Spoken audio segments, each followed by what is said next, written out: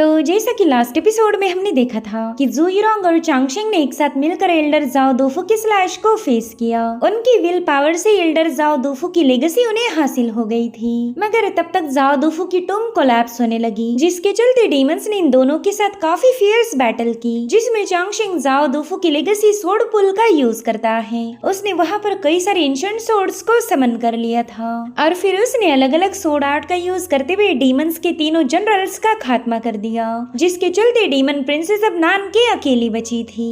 अब आगे तो इस एपिसोड की शुरुआत में हम डीमन प्रिंसेस नानके को देख पाते हैं, जो कि काफी ज्यादा फ्रस्ट्रेट होकर चांगशेंग से पूछ रही थी कि बताओ ये तलवारें तुम्हारे पास क्यों आई। मैं जानती हूँ सोर्ड पुल ने तुम्हें चुना है, लेकिन मैं डीमन प्रिंसेस नानके तुम्हारे सामने हार नहीं मानूंगी। मैं वही शख्स हूँ जो तुम्हें खत्म करने वाली हूँ। और इतना कहते साथ ही डीमन प्रिंसेस ने अपने सोलूड वाले ट्रेजर को बाहर निकाल लिया। ये देखते साथ ही चांगशेंग और जू यूरोंग थोड़े से पैनिक हो जाते हैं। जू यूरोंग चांगशेंग को बता रही थी कि ये सोलूड डीमन रेस का ट्रेजर है, इससे वो किसी भी डिमोनिक बीस्ट को समन कर सकते। तो चांगशेंग ने भी बड़ी तेजी के साथ अपनी सोर्ड्स को उस पर रिलीज कर दिया। हालांकि डीमन प्रिंसेस नानके के सोलूड के सामने सारी तलवारें फीकी पड़ गई। वो बंदी चिल्लाते हुए बता रही थी कि किसी में इतना दम नहीं कि मुझे रोक सके।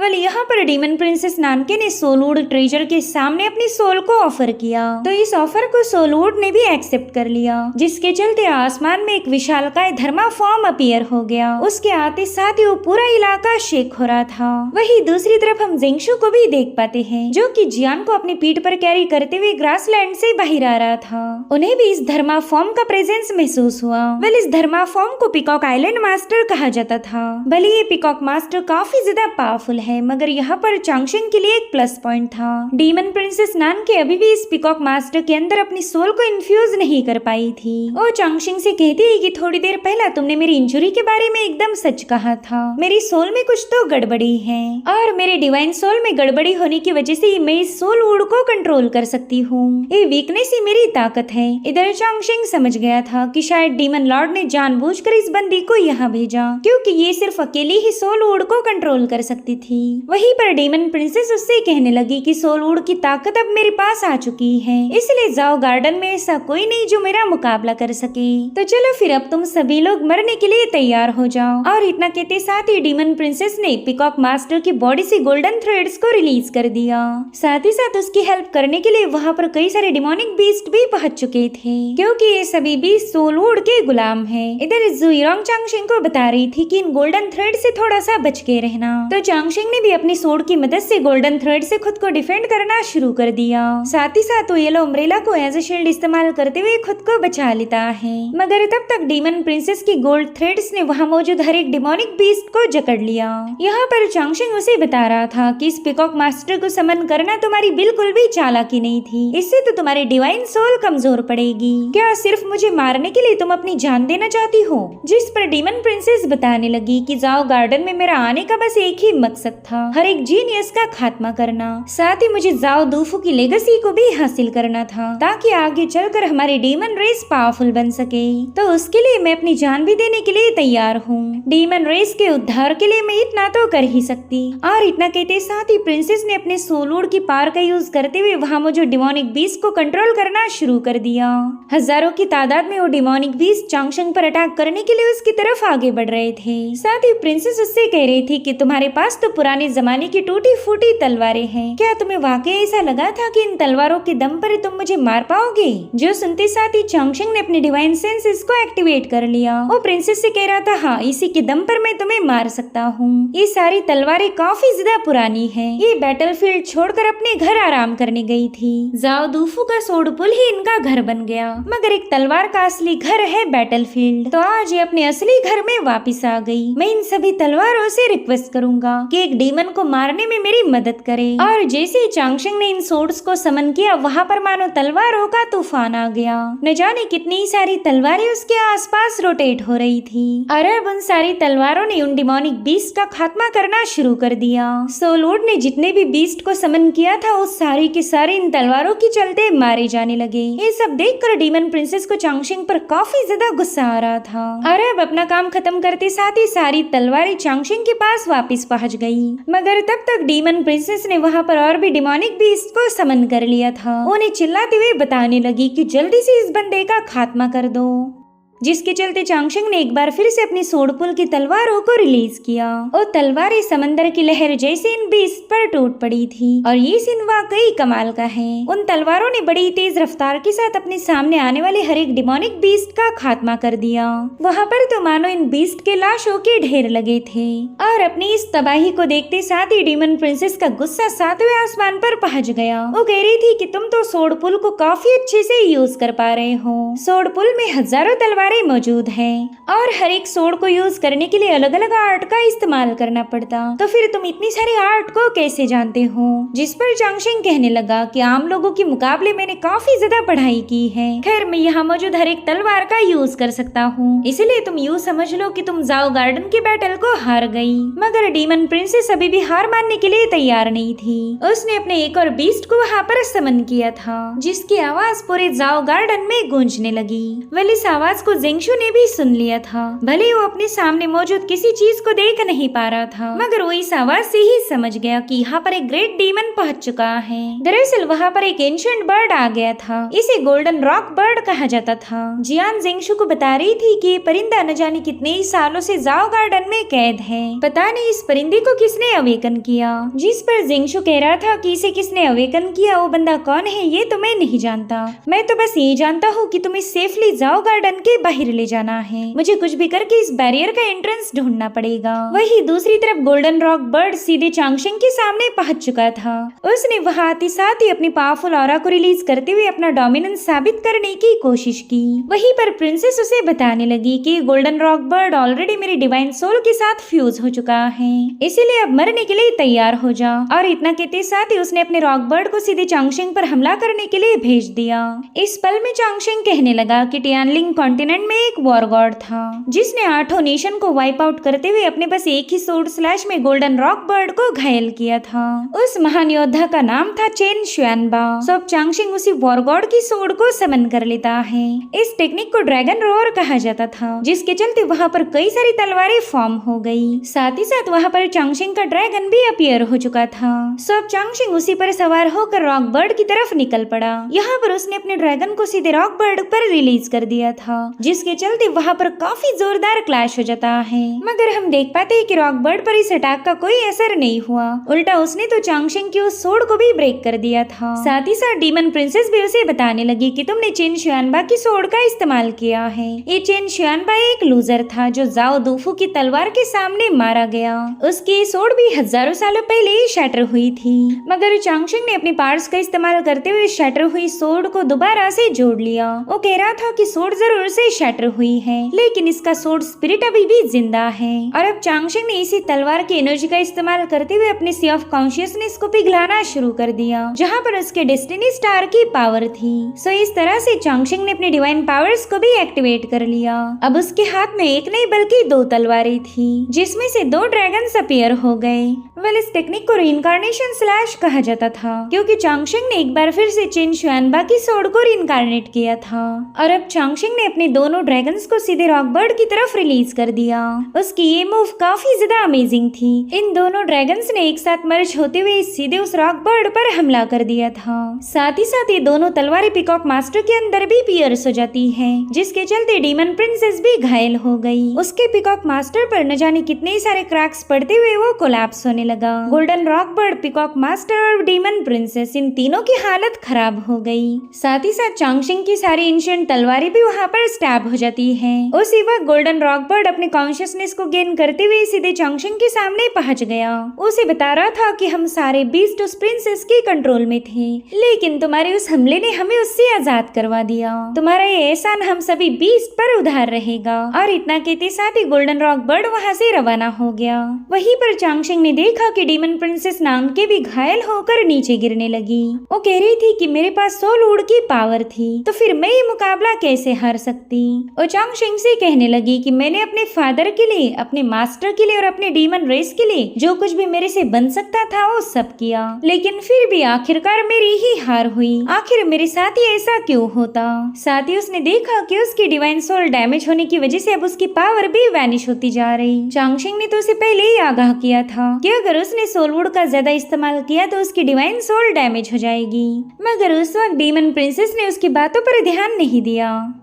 चांगशेंग उससे पूछने लगा कि क्या तुम वाकई दूसरों के लिए जीती आ रही थी? क्या तुम्हारा खुद का कोई अस्तित्व नहीं है? जैसे तुम्हारे मास्टर है वैसे मेरे भी एक मास्टर हैं। उन्होंने मुझे सबसे पहला सबक ये सिखाया था कि हमने हमेशा अपने दिल की बात को फॉलो करना चाहिए। जो कल्टीवेटर अपने दिल की बात को चुनेगा बस वही अपनी फेट को डिफाई कर सकता, अपनी तकदीर को बदल सकता। मुझे सीनियर जाओ दुफू की लेगेसी भी इस वजह से हासिल हुई क्योंकि मैंने अपने दिल की बात को फॉलो किया था। अब ये सुनते साथ ही डीमन प्रिंसेस की आंखों में आंसू आ गए। वो चांगशेंग से पूछ रही थी कि क्या वाकई इस दुनिया में कोई ऐसा है जो अपने हार्ट को फॉलो कर सके, क्योंकि मुझे तो कभी ये मौका नहीं मिला। और इतना कहते साथ ही डीमन प्रिंसेस वहाँ पर अनकॉन्शियस हो गई। डीमन प्रिंसेस ने हमेशा अपने फादर की बातों को फॉलो किया था और इसी वजह से आज वो मौत की कगार पर है। चांगशेंग के पास उसे खत्म करने का मौका था, लेकिन फिर भी चांगशेंग उस पर कोई अटैक नहीं करता। और उतने में वहाँ पर ब्लैक रोब डीमन लॉर्ड की आवाज गूंजने लगी। वो कह रहा था कि मुझे सरप्राइजेस बिल्कुल पसंद नहीं आते और तुमने तो एक नहीं बल्कि दो बार मुझे सरप्राइज किया। वेल यहाँ पर वो सोलवुड को ग्रैब करते हुए एक पोर्टल को ओपन कर लेता है। उसने तुरंत ही डीमन प्रिंसेस को अपनी बाहों में उठा लिया था। चांगशेंग और जुइरोंग तो ब्लैक रोब को वहाँ देखते साथ ही काफी ज्यादा शॉक हो गए। वो बंदा कह रहा था कि तुमने मुझे 2 बार सरप्राइज किया है, तो क्यों ना बदले में मैं भी तुम्हें एक इंटरेस्टिंग फैक्ट बताऊं। दरअसल जाओ दुफू ने हेवनली मॉन्यूमेंट का इस्तेमाल करते हुए जाओ गार्डन को सस्टेन किया था। यहाँ पर 2 पावरफुल ट्रेजर थे, एक तो था सोलवुड और दूसरा था सोड पुल, जिन्होंने हमेशा जाओ गार्डन को प्रोटेक्ट किया। सोड पुल की वजह से जाओ गार्डन अभी तक स्टेबल था, लेकिन अब तुमने सोड पुल को पूरी तरह से ड्राई आउट कर दिया। उसमें जितनी भी तलवारें थी उन सभी का तुमने इस्तेमाल किया है, जिसके चलते अब ये जगह कोलैप्स हो जाएगी। इस जाओ गार्डन में जितने भी लोग फंसे हैं वो सब के सब मारे जाएंगे। इतना कहते साथ ही ब्लैक रोब जोर जोर से हंसते हुए वहाँ से गायब हो गया और उसने जैसा कहा था उसी तरह से जाओ गार्डन डिस्ट्रॉय होना शुरू हो गया। आसमान से बड़े बड़े पत्थर वहाँ पर बरस रहे थे और जाओ गार्डन के गेट के ओपन होने का वक्त भी अभी तक नहीं हुआ था। इसी वजह से चांगशेंग काफी ज्यादा पैनिक हो जाता है। वो कह रहा था कि जाओ गार्डन का गेट अभी तक ओपन नहीं हुआ और जल्द ही ये जगह कोलैप्स हो जाएगी, यानी कि यहाँ पर जितने भी लोग हैं वो सब के सब मारे जाएंगे। उतने में उसने देखा कि वो टूम कोलैप्स होकर सीधे जुइरोंग पर गिरती जा रही है। साथ ही साथ जाओ गार्डन में जितने भी बीस्ट मौजूद थे वो इधर उधर भागने लगे। अगर जाओ गार्डन पूरी तरह से कोलैप्स हुआ तो ये सब के सब मारे जाएंगे। वही दूसरी तरफ जाओ गार्डन का जो टोंगयुआन गेट है वो भी काफी तेजी के साथ शेक हो रहा था, जो देखते साथ ही लीशान सोर्ड सेक का मास्टर काफी ज्यादा पैनिक हो जाता है। वो अपने डिसाइपल को बता रहा था कि जाओ गार्डन कोलैप्स होने की कगार पर है, हमें कुछ भी करके इस गेट को प्रोटेक्ट करना होगा, वरना हमारे जितने भी जीनियस जाओ गार्डन के अंदर है वो सब के सब मारे जाएंगे। तो उन सभी बंदों ने अपनी पावर्स को मर्ज करते हुए इस गेट पर एक फॉर्मेशन को सेटअप कर दिया, मगर फॉर्मेशन के बावजूद भी उस गेट पर क्रैक्स पड़ना शुरू हो गए और अब काफी स्ट्रॉन्ग एनर्जी वेव रिलीज होते हुए फॉर्मेशन भी डिस्ट्रॉय हो गया। लेकिन उसी वक्त मास्टर मिलिशा वहाँ पर पहुँच गए। उन्होंने अपनी मैजिकल पावर का इस्तेमाल करते हुए गेट को दोबारा से रिस्टोर कर लिया था। वो बताने लगे कि हर एक फैक्शन का बंदा अंदर फंसा हुआ है, जब तक वो लोग जाओ गार्डन से बाहर नहीं आते तब तक हमें इस गेट को प्रोटेक्ट करना ही पड़ेगा। इधर जाओ गार्डन में तबाही का मंजर था। कल्टीवेटर्स के साथ साथ स्पिरिचुअल बीस्ट भी इधर उधर भागने लगे। सभी डिसाइपल्स काफी ज्यादा पैनिक हो चुके थे। वहीं पर हम लीशान सोर्ड सेक के हंशी को देख पाते हैं। वो कह रहा था कि पहले तो डीमन रेस ने हम पर अटैक किया और अब तो जाओ गार्डन भी हमें जिंदा छोड़ना नहीं चाहता, इसलिए हंश ने वहाँ पर एक पावरफुल शील्ड फॉर्म कर ली। वो जानता था कि सभी कल्टीवेटर्स काफी ज्यादा डरे हुए हैं, इसलिए वो सभी को बताने लगा कि आपको पैनिक होने की कोई जरूरत नहीं, बस 2 घंटों के अंदर ही जाओ गार्डन का दरवाजा ओपन हो जाएगा। जैसे ही दरवाजा ओपन हो जाए हम तुरंत ही यहाँ से बाहर चले जाएंगे, लेकिन तब तक हमें कुछ भी करके शील्ड को बरकरार रखना है। अब हांशी के कहने पर वो सभी कल्टीवेटर्स उस फॉर्मेशन में अपनी पावर्स को ऐड करने लगे, जिसके चलते वो शील्ड और भी ज्यादा सॉलिड बन चुकी थी। वही दूसरी तरफ हम जियान को देख पाते हैं, जो कि जिंगशु को आगे बढ़ने की डायरेक्शन बता रही थी, मगर उन पर भी कई सारी चट्टानें बरसने लगी, जिन्हें देखते साथ ही जियान तो काफी ज्यादा पैनिक हो जाती है। हालांकि जिंगशु उन चट्टानों को सेंस करते हुए उन्हें स्लैश कर रहा था। था। वो जियान को बता रहा था कि थोड़ी देर में जाओ गार्डन कोलैप्स होने वाला है, इसका मतलब ग्रासलैंड से बाहर निकलने का हमें रास्ता मिलेगा। मैंने तो पहले ही तुमसे वादा किया था कि मैं यहाँ से तुम्हें जरूर से बाहर निकालूंगा और मैं अपना प्रॉमिस डेफिनेटली निभाने वाला हूँ। और इतना कहते साथ ही जिंगशु ने छलांग लगाते हुए सीधे बैरियर के अंदर एंटर किया। वही दूसरी तरफ चांगशिंग जुइरोंग की तरफ आगे बढ़ रहा था। वो उससे कह रहा था कि मैं तुम्हारे पास आने वाला हूँ, मगर उतने में वो टूम पूरी तरह से कोलैप्स होकर जुइरोंग पर गिरने वाली थी। इस बड़ी सी चट्टान को देखते साथ ही जुइरोंग तो अपनी ही जगह पर फ्रीज हो गई, मगर तभी चांगशिंग उस चट्टान पर अपना एक जबरदस्त स्लैश रिलीज कर देता है, जिसके चलते उस चट्टान की ऑन द स्पॉट धज्जियां उड़ गई। मगर उसी चट्टान का एक टुकड़ा चांगशिंग पर भी गिरने वाला था, तो जुइरोंग बड़ी तेजी के साथ अपने विंग्स को समन करते हुए उसके पास पहुंच गई। उसने सही वक्त पर चांगशिंग को अपने विंग्स में समा लिया। साथ ही साथ वहाँ पर एक शील्ड भी फॉर्म हो चुकी थी, जो कि उस चट्टान के अटैक को काउंटर कर लेती है। सो इस तरह से इन दोनों ने एकदम लास्ट मोमेंट पर आकर एक दूसरे की जान बचाई। चांगशिंग जुइरोंग से कह रहा था कि तुम्हारा वाइटल ब्लड अभी अभी रिकवर हुआ है, इसलिए अब तुम दोबारा अपने पावर्स का इस्तेमाल नहीं करोगी। और अब इन लोगों ने देखा कि वहाँ पर 10 हेवनली मॉन्यूमेंट हैं। इन्हीं की मदद से जाओ गार्डन को अभी तक महफूज रखा गया था, लेकिन अब वही मॉन्यूमेंट कोलैप्स होकर इन्हें घायल कर रहे थे। तो चांगशिंग जुइरोंग से कहने लगा कि मिस चेन, अब थोड़ी देर में जाओ गार्डन का गेट ओपन हो जाएगा, तो तब तक मैं इस मॉन्यूमेंट को होल्ड करके रखूंगा ताकि तुम सभी को यहाँ से बाहर जाने का मौका मिले। जिस पर जुइरोंग कह रही थी कि हम दोनों ने एक दूसरे से वादा किया था कि हम एक साथ ही जाओ गार्डन से बाहर जाएंगे, इसीलिए मैं तुम्हें यहाँ पर अकेला नहीं छोड़ सकती। जो सुनते साथ ही चांगशिंग ने जुइरोंग को अपने गले से लगा लिया। वो उससे कह रहा था कि मैं काफी ज्यादा खुश हूँ जो जाओ गार्डन में तुमसे मिल पाया। तुम मेरी फिक्र मत करो, अगर मैं आज सरवाइव कर गया तो दोबारा से तुम्हें ढूंढने जरूर आऊंगा। मैं तुम्हें किसी भी कीमत पर खोना नहीं चाहता। इधर मॉन्यूमेंट्स काफी तेजी के साथ कोलैप्स हो रहे थे, यानी कि अब चांगशिंग के पास ज्यादा वक्त नहीं बचा। मगर जुइरोंग भी उससे दूर जाना नहीं चाहती थी। वो चांगशिंग से कहती है कि तुमसे मिलने के बाद मैं काफी ज्यादा खुश हूँ। तुम्हारे साथ बिताया हुआ हर एक पल मेरे लिए स्पेशल है। और हाँ, तुमने जो प्लम कैंडीज मुझे दी थी वो भी मुझे काफी ज्यादा अच्छी लगी। जिस पर चांगशिंग कहता है हाँ, वो कैंडीज मुझे भी काफी अच्छी लगती है और साथ ही मुझे तुम भी पसंद हो। आज तक कोई भी मेरे दिल को इस तरह से छू नहीं पाया था। अब ये सुनते साथ ही जुइरोंग के दिल की धड़कनें तेज हो गई और अब वो चांगशिंग को किस करने के लिए उसकी तरफ आगे बढ़ने लगी, मगर उसी वक्त चांगशिंग ने उसे रोक दिया। वो कह रहा था कि तुम मुझे काफी ज्यादा पसंद हो और इसी वजह से तुम्हें जीना पड़ेगा, चाहे कुछ भी क्यों ना हो जाए, मगर तुम जाओ गार्डन से जिंदा बाहर जरूर जाओगी। और इतना कहते साथ ही चांगशिंग ने जुइरोंग को गोल्डन रॉक बर्ड के हवाले कर दिया। जुइरोंग को तो ये भी समझ नहीं आया कि इस बंदे ने रॉक बर्ड को समन कब किया। वो झटपटाते हुए चांगशिंग का हाथ थामने की कोशिश करने लगी, मगर गोल्डन रॉक बर्ड उसे चांगशिंग से दूर कर रहा था। तब तक चांगशिंग ने तुरंत ही जाओ डूफू की सील को एक्टिवेट कर लिया। वो रॉक बर्ड से कहता है कि इस सील के साथ तुम्हारा सोल पैक था जिसे मैंने ब्रेक किया है, अब तुम आजाद हो। मैं चाहता हूँ कि तुम इस लड़की को लेकर जाओ गार्डन से बाहर चले जाओ। गेट के ओपन होने तक मैं यहीं पर रुक कर जाओ गार्डन को कोलैप्स होने से होल्ड करूंगा। तो जाओ गार्डन भी जुइरोंग को लेकर तुरंत ही वहाँ से निकल पड़ा। इधर जुइरोंग चांगशिंग को शेंग कह के पुकार रही थी, क्योंकि चांगशिंग ने शुरुआत से ही अपनी आइडेंटिटी को छुपा के रखा है। वेल, इन दोनों को इनके असली नाम पता ही नहीं थे। वेल, इस चैप्टर का नाम था आज एक बार फिर से हम अलग हो गए। जुइरोंग चांगशिंग को छोड़कर जाना नहीं चाहती थी, मगर थंडर रॉक की गिरफ्त से आजाद होना उसके लिए इम्पॉसिबल था।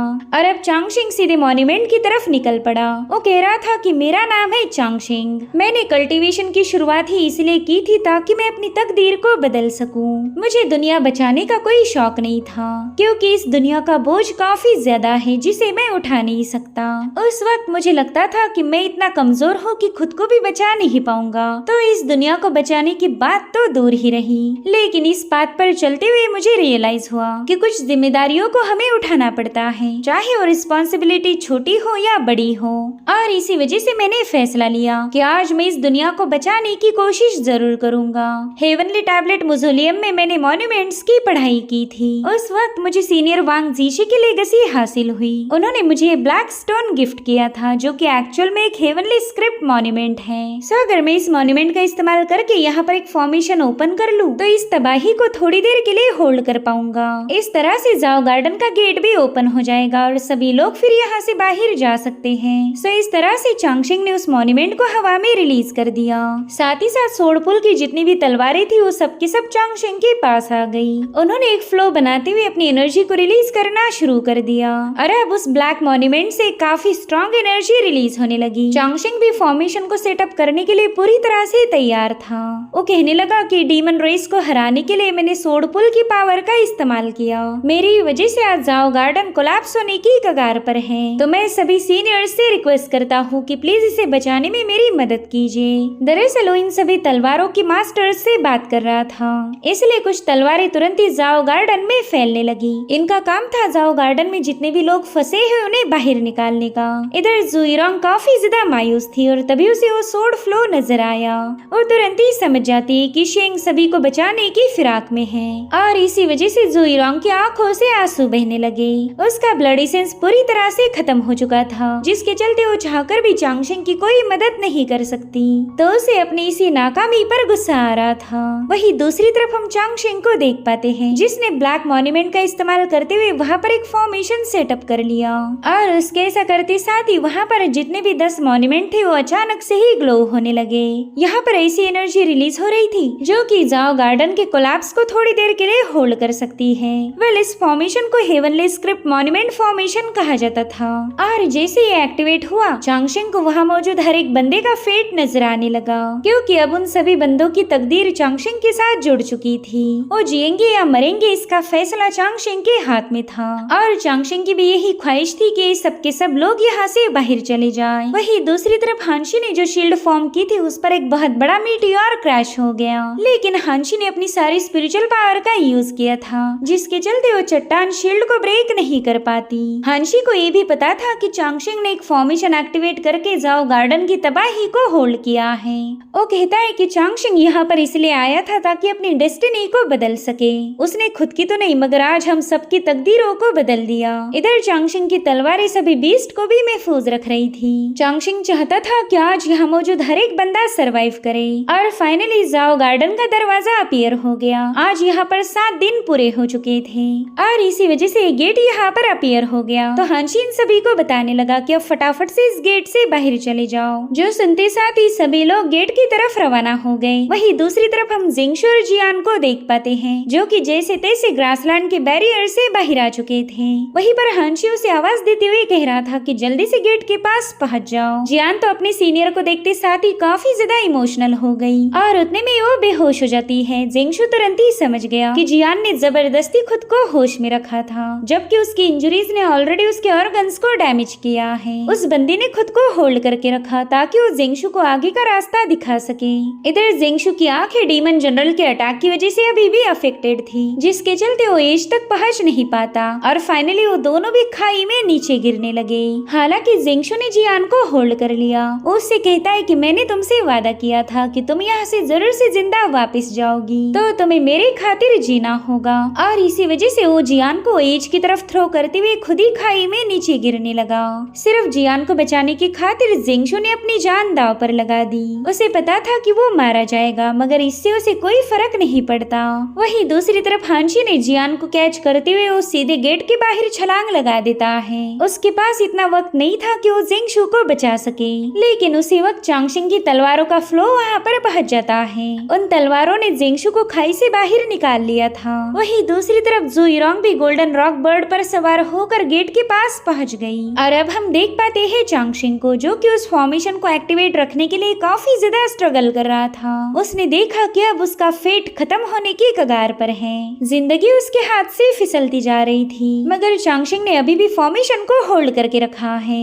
लेकिन फाइनली वो भी कोलैप्स होने लगा। उसे अपनी आंखों के सामने जुइरोंग नजर आ रही थी। जुइरोंग के साथ बिताया और हर एक पल चांगशिंग के लिए स्पेशल था और वो उसी को याद करते हुए अपनी डेस्टिनी को गले लगाना चाहता है। चांगशिंग को फील हुआ कि मौत उसके काफी करीब आ चुकी है, मगर उसे अपनी मौत से जरा भी अफसोस नहीं था, क्योंकि उसने खुद को सैक्रिफाइस करके न जाने कितनों की ही जान बचाई थी। और अब फाइनली वो फॉर्मेशन कोलैप्स होकर चांगशिंग की आंखें बंद हो गई। अब कुछ लाइंस के जरिए हमें दिखाया जाता है कि चांगशिंग का ये अंत उसका अंत नहीं बल्कि एक नई शुरुआत था। चांगशिंग ने देखा कि वो एक अलग ही जगह पर पहुंच चुका है। दरअसल वो डीमंस के कॉन्टिनेंट में पहुंच चुका था। साथ ही वहाँ पर एक बंदे की भी एंट्री हो गई, जिन्होंने आते साथ ही चांगशिंग के हाथ से येलो अम्ब्रेला को छीन लिया। मेरे ख्याल से ये मास्टर सुलियान होंगे, जिन्होंने इस येलो अम्ब्रेला को बनाया था। उन्होंने येलो अम्ब्रेला पर लगे हुए टैलिस्मान को हटाते हुए उस सोड को बाहर निकाल लिया और अब उन्होंने अपनी सोड की मदद से उस बैरियर पर एक स्लैश अटैक रिलीज कर दिया।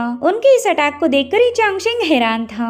वो चांगशेंग से कहते हैं कि बच्चे अगर दम है तो मेरे साथ डीमन रेस का मुकाबला करने के लिए आगे बढ़ो। वहीं पर चांगशेंग दिल ही दिल में सोचने लगा कि जिंदगी वाकई काफी ज्यादा खूबसूरत है, तो जब तक मुझे मौत नहीं आती मैं हर एक पल को चेरिश करूंगा। मैं बिना किसी पछतावे के जीना चाहता हूँ। ये मेरा फेट नहीं बल्कि मेरी चॉइस है। ये है द वे ऑफ चॉइसेस। और इसी के साथ इस सीरीज का सीजन 1 यहीं पर एंड हो जाता है। और दोस्तों जब भी इसका सीजन 2 आएगा मैं जरूर से आपके लिए वीडियो लेके आऊंगी। Thank you so much for watching. Bye bye, take care.